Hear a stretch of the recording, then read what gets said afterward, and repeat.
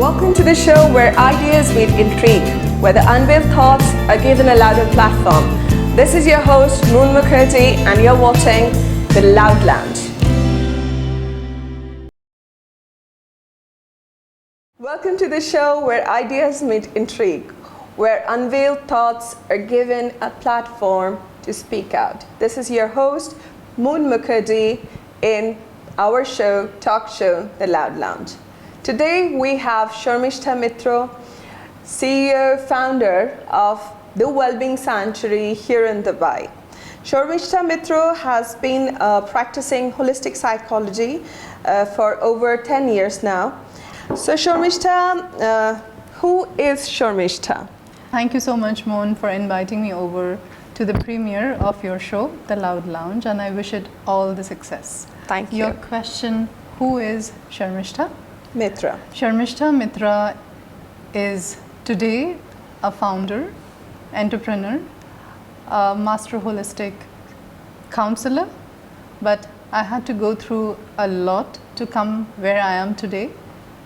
All my life, all I wanted, as I remember from my childhood, is just to get married and have my family. It is, today when I look back, I understand that it was my way to not become like my mother, who was a working woman and who was absent in our growing years. I wanted to be so much different than her. But today, unfortunately, I have lived her role once again. Life and circumstances brought me where I am. Wonderful. So SARMISTHA had been a mother, a very, very wonderful mother to a son all these years. And she's already transformed so many lives through her holistic approach to psychology. So SARMISTHA, I would like to know, what is the basic difference between holistic psychology and clinical psychology? Clinical psychology is more researched. It's backed by science, and insurance covers clinical psychology. Whereas in holistic psychology, because it's not backed by science, and there has not been too much research on this field due to whatever reason, it's not covered by insurance.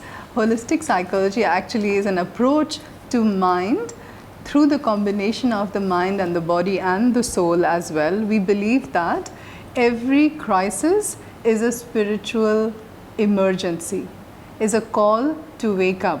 And that's the difference, I guess, between holistic psychology and clinical psychology. Can we say in a very layman's term that clinical psychology is more medication based, while mental health, the holistic approach is more with rectifying your inner engineering of mind? Would you accept that? Holistic approaches, especially holistic psychology, it deals with the root cause of the problem. Mm-hmm. So what we do is we help identify the reason behind today's crisis, and we believe and we have seen results when we tackle the root cause, the crisis automatically disappears. So basically we dive deep into the reason why this problem is occurring, and then we try to rectify, not from the superficial level, right? Absolutely.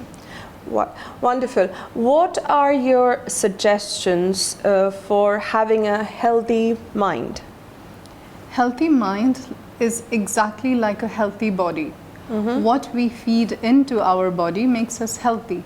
So for healthy body, we need to exercise, we need to move our body, we need to eat healthy, we need to rest. The same three things are required for a healthy mind. What we feed into our mind, how much we are using the mind. Exercise is all related to mental fitness. There are different trainings and different exercises related to mental fitness, and how much rest we are also giving to the mind. All three together makes us mentally fitter. Right. Do you believe that a healthy body leads to a healthy mind? Because a lot of people, when of recent we have seen as Corona struck, before that mental health was kind of, not people took enough courage to speak about it openly.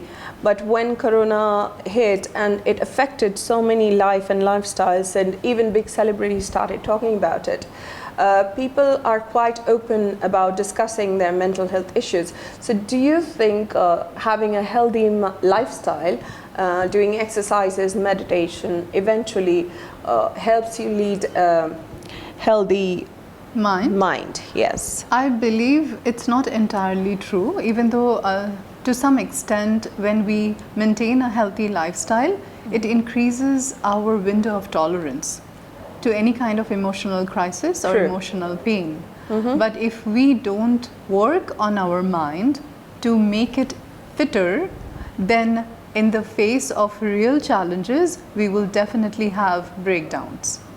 True. Before we started this conversation, I am aware that you have started a process by the name of Decode You. So if you can just elaborate and tell our viewers what exactly is Decode You? So Decode You is a therapeutic approach to dive into the subconscious mind and identify the faulty programs, which were trauma-based programs that we had created back in our childhood. And once we identify it and we have a process how to override those programs, we can prevent all kinds of crises happening to us. Okay, wonderful. Whoever is wanting to get an in-depth knowledge about this, you can always visit your Wellbeing Sanctuary. The Wellbeing Sanctuary is situated in Sheikh Zayed Road. She has her running clinic over 2 years now, and she has helped a lot of people transforming lives. So any questions, anything you need, we can directly, we will share the number later of part of the show, and you can directly talk to SARMISTHA. SARMISTHA, as I have attended one of your sessions also where you spoke how hereditary issues build the expressions that we have in our lives today, like it roots back to generations. A lot of diseases, last time as I remember, you said the sugar problems we have, the thyroid problems, problems of this order, I do not want to name exactly. You suggested that it roots deep down through our heredity. Right. So what is your take on that? How I understand genetic expression of diseases is a trauma-based memory coded in the DNA. I completely believe that all of humanity went through the same trauma. Our trauma is the trauma of feeling unloved or the fear of being unloved. And this happened back in our ancestors' generations as well. So whenever we had the fear of being unloved or we had felt unloved, we have created unconsciously defense mechanism to protect ourselves, self-preservatory mechanisms or programs. But over time, we do not or we cannot look back, revisit those and change them according to the circumstances of today. Okay. So the faulty programs now has already become outdated, and it is now causing the disturbance in the body and the mind, and we can very well revisit those and override them and recover from the symptoms of those diseases. Have you had ever treated a patient who has this kind of hereditary diseases and with your program has been able to be in a better place now? Absolutely. So what I really understand and suggest people is when the diagnosis has happened and it's still in a lower stage, if you seek therapy, if you really get back into your subconscious mind and understand that the defective program, which is a defense mechanism after all, then it can be reversed. Okay. But once you go through medication and the body gets used to the medicine, it takes ages, sometimes never, to reverse the symptoms and cure the disease. Wonderful. I think this conversation was quite insightful, Sharmistha. Before we end our conversation, I would like to throw some certain 10 questions, as I do in my show, with you. So these 10 questions, since we are talking about mental health right now, I would ask questions of myths and facts, whether the statements that I'm saying, which are generally spoken about in the masses, are myths or these are facts. So the question number 1 comes, people with mental health issues are actually people who seek attention. Is it true or false?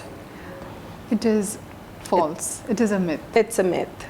When we have issues, that means it has gone beyond our tolerance level. We have to understand that each and every one of us, we have different sizes of windows of tolerances in our mind. Right. Some people's window of tolerance is smaller than the others. So what one person can withstand can be unbearable for the other. And no one is acting or seeking attention. It's just that their window of tolerance is lower than someone else. Like I always say, when you have 2 children and if they both have the same cut, some might cry and cause a lot of drama in the house, and the other child might be just quite sitting over there waiting for you to give the medication. So how every human reacts to pain is different. So same case with the mental health, I guess. Absolutely. I mean, it's not like people are seeking attention. How much pain tolerance or tolerance to accepting the environment is very different from individual, and it varies from individual to individual, right? Right. So another myth or fact, which I being a practitioner of the same field, I face this question a lot, where people say only crazy and weak people only have mental health disorders. Is it true, or is a myth or a fact? People are not born crazy, so we can't say that people who are crazy, they have mental health issues. As I said, the level of or the window of tolerance for each one is different, and how they react, their reaction can be like overwhelming, which makes them appear crazy, but their reaction is what they cannot control. They are on autopilot.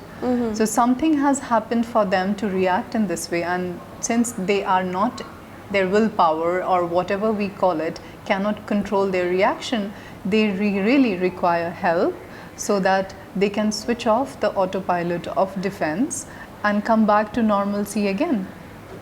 Another popular hearing that I say, whenever you're feeling low and you're generally talking to people, suppose in workplace, if you go and you say it's not a happy day for me, people say just snap out of it, come on, you can do it. Do you think if our problem is that deep rooted, snapping out of it is the solution? Is it a myth or it's a fact? If we could snap out of it, we would have, wouldn't we? We True. wouldn't try to drag it. No one wants to drag things so much unnecessarily if there was an easy solution to it. Right. Definitely we have to understand, be more compassionate and understanding to those people who are unable to snap out, and understand it's because they have a crisis which needs a different kind of treatment, a different kind of attention. Not just the attention of the family or friends trying to give them solutions, thinking, oh, I could have handled it in a better way than you do. But we are not all the same. So I think when someone asks me the same question, I said yes, snap out of it, snap out of the fact that yes, you are having the problem. So snap out of the fact that you need help. You have to get that help, and that is the understanding of your own situation you should have. So your feeling of snapping out of the situation is necessary, but how to cope up with the situation, how to get out of it, It requires time, it requires practice, it requires people like SARMISTHA, like me, and many other practitioners. It requires training. A training. So we need to, with experts, you need to train yourself, train your mind, how to become mentally fit again. Right. Another thing, since my genre of work is adolescence and marriage, I see a lot of parents coming to me and asking that their kids, their small children, what kind of mental illness do you think they might have? And I'm amazed by the question, so I want to know your take on this. Do you think it's a myth that children cannot have mental disorders or mental illness or uneasy mental situations? Do you think that way? Children would have more of behavioral disorder, and the behavior is related to, again, either their faulty coping mechanisms or defense mechanisms.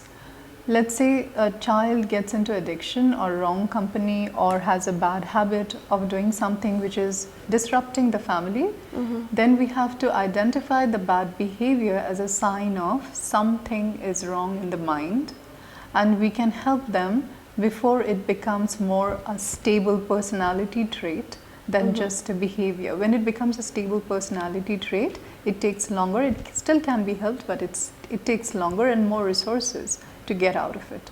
Right, right. I completely agree to that. I remember when I was small, I had seen a lot of, the reason I wanted to work in this field is I've seen a lot of people in my growing up years where I saw them, they were not acting as they're generally supposed to, rather acting out. But people used to give them names like she's a mad one or he's a cuckoo, he doesn't know. So my question to you is, do you think like these people who are having these mental health issues are violent or crazy, or that's the reason people didn't have the courage? Because the scare of being called out by names, a lot of people didn't address the issues. So do you think mental health, people having mental health deserves such kind of names? Are they really violent, crazy people, or they're just one of us? And it can be us also, I keep on saying that, who needs a little bit of more attention. Right. People who are violent, who have any kind of outbursts which are harmful, their actions are harmful for others. So then people are calling them names to stop them from acting out, but it really doesn't help because it aggravates those actions. Right. The need here is to help them. If they cannot control their behavior and they are reactive in a violent way, we cannot wait and let them snap out of it. We really have to help them to understand and get better into handling their emotions. Okay, wonderful. Now this is a little bit personal for me. I would share with you guys a personal experience. Me being a mental health expert for years now, there was a time when I was also really low and I was addressed with clinical depression. I had my medications, I had my counselings done. That time I had a very, very close friend of mine. So when you're in such a vulnerable situation, you generally tend to remember who's saying what. You're more sensitive to situations. So one time, he being a very, very close friend of mine, he said, these are rich people problems, you know, mental health diseases are nothing. I mean, more important things are like you do not have food to eat on the table, or you're sitting in an AC room getting everything in your hand, and then you're getting sad about things that you do not have in life. You're reminiscing about your past. And I was quite surprised, you know, to know, I felt like, you know, how can people be so ignorant? So here my question to you is, do you think mental health problem is a rich people's problem? Is it a myth or it's a fact? Mental health crises or issues or diseases happen when we do not spend enough time and resources on mental fitness.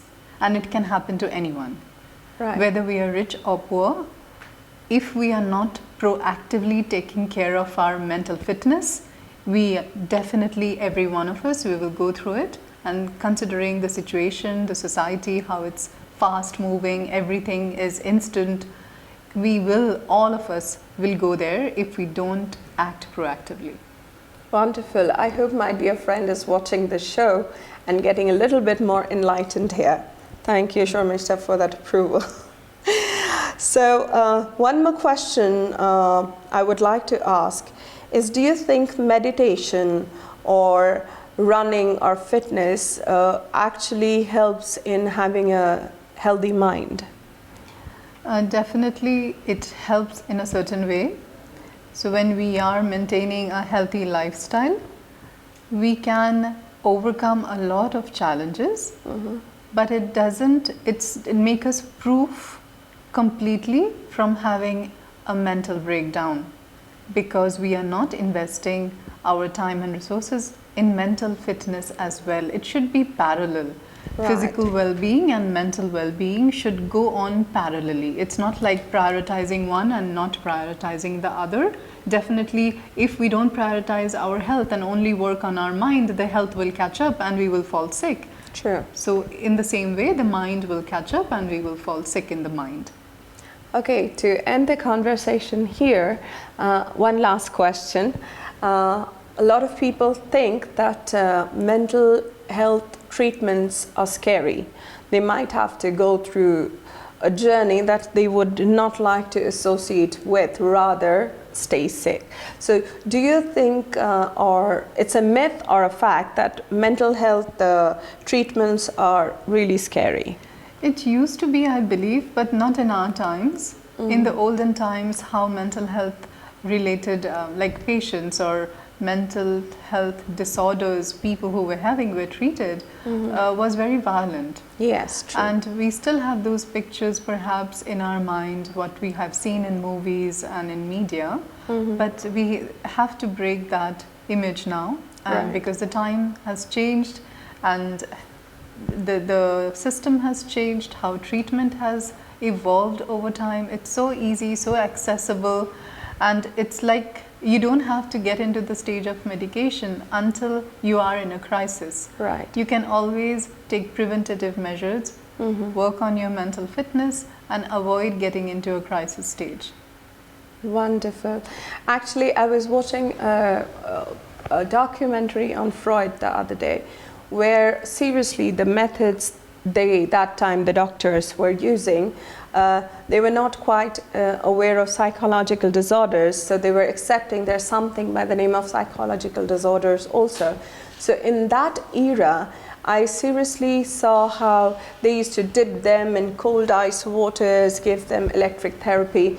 But things are much more advanced these days. We have ways to get out of the issue, but all it takes is a little courage to let the right person know that you're not okay and you need help. There is no harm, there is no shame in accepting the fact that you're not okay. On the contrary, it takes a lot of courage.